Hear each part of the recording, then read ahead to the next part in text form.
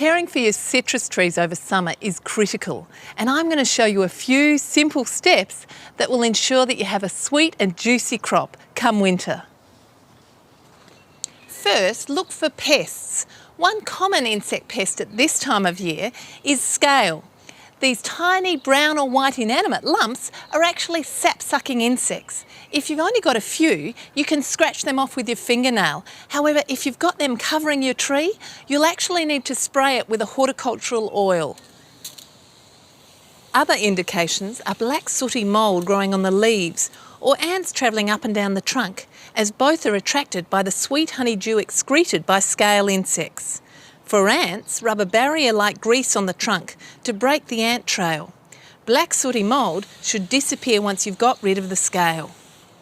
Be careful using oils in the heat, as they can cause burning, so always read the instructions on the label and spray in the cool of the morning.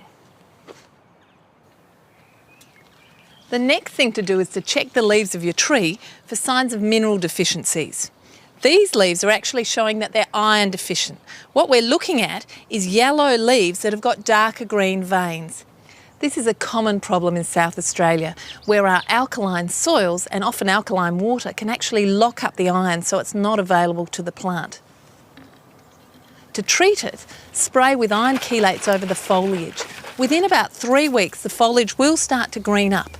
If it doesn't come back to a nice healthy green, you may need to do a second application.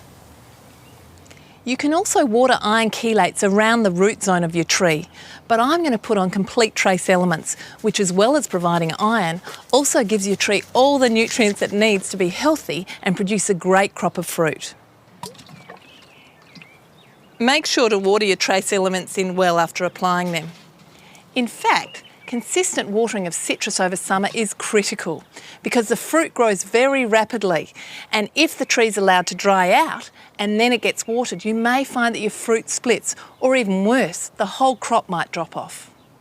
A well-watered tree will still have a cool leaf on the hottest day, but if they're too dry, they'll be limp to the touch.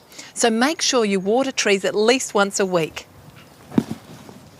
Mulch is also good, but avoid putting it up against the trunk of the tree, as this may cause collar rot.